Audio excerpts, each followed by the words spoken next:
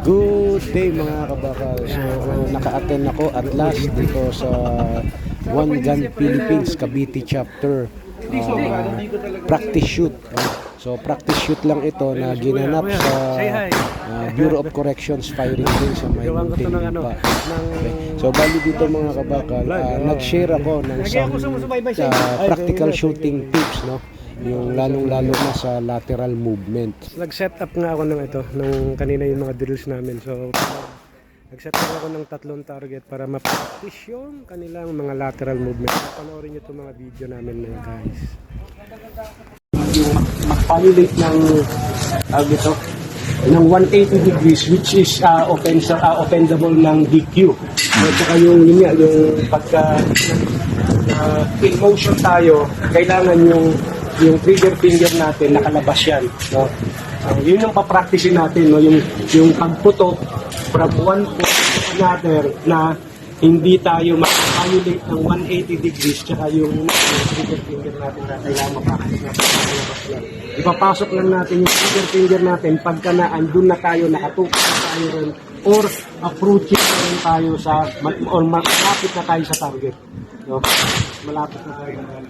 Nag-set ako ng 3 target. Kanina kasi marami, no? May dalawa tapos marami. Gagawin lang natin tigi-tigisang target kada shooting port para mas tipid tayo sa bala, para mas marami tayong magawa, no? Mas maraming ulit natin magagawa.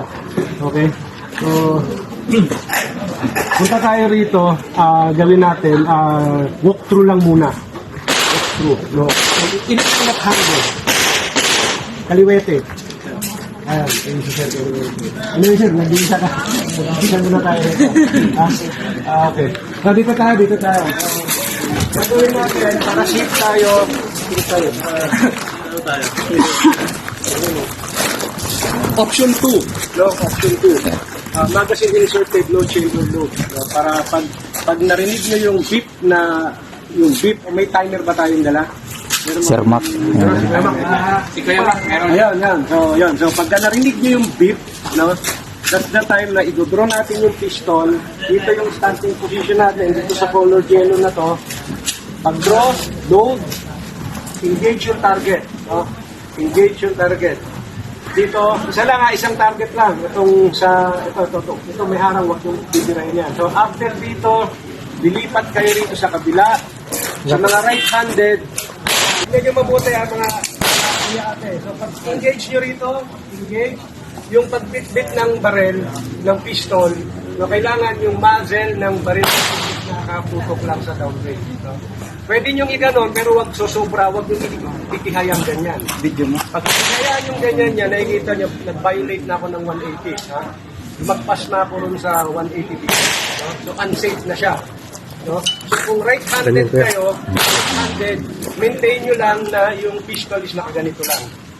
Okay, so dahan-dahan, pagputok dito, walk through, 1, trigger finger out, no? Pag malapit na, 2 to 3 steps, hawakan nyo na yung button. Tapos, engage. Pag-lipat naman dun sa right-handed, pahiga naman. Ha? Kung kanina pa ganon, dahil papunta tayo sa kanan, ngayon pag papunta tayo sa kaliwa, higaan nyo na ganito. Okay? Oh. Kaya kasi pag ginalan nyo, nag-180 tayo. So nakahiga, ano? Nakahiga. Okay? Tapos pasok nyo sa loob. Takbo hanggang dun sa dulo. Okay? Handed siguro na kaliwa. Pagputok dito, baliktad naman sa'yo kasi sino yung kaliwa dito. Yan. Kaya pagputok mo rito, itatapos mo, nakatao, hindi nakahiga. Higa.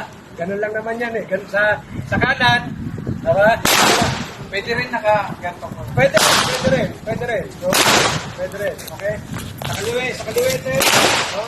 Dahil malayo, kasi actually malayo ito sa average na tao, nasa mahigit mga 8 hakbang. No? Pwede yung bitbitin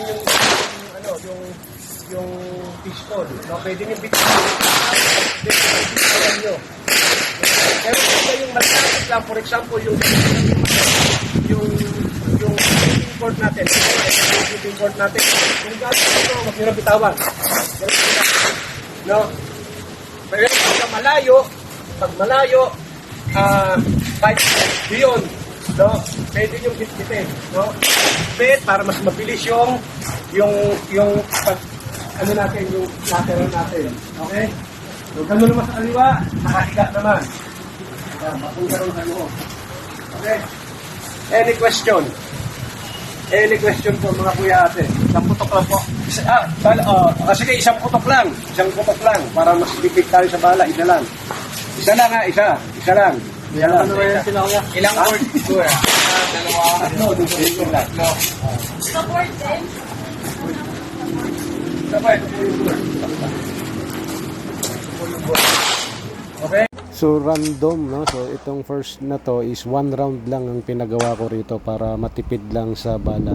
So ino-observe ko lang dito mga kabakal is yung lateral movement, kung paano nila dalhin yung mga firearms nila na safe, no? Na hindi sila nagba-violate ng 180 degrees.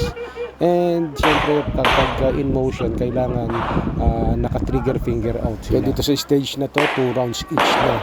And siyempre dito sa susunod na stage ay hinaluan na namin ng metal target. So bali mangyari dito mga kabakal is board and plate drill na siya.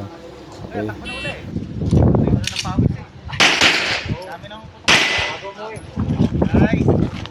Master na G3.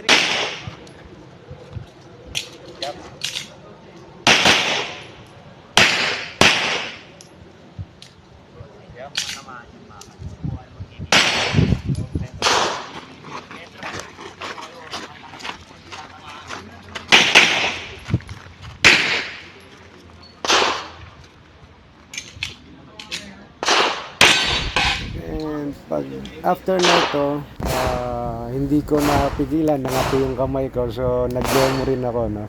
So after namin mag-lunch dito, nag-demo ako. Kaya lang wala akong dalang holster, so bali ang ginamit ko na lang is yung jacket ko. Within the jacket ako nag-draw, so panoorin nyo to mga kabakal.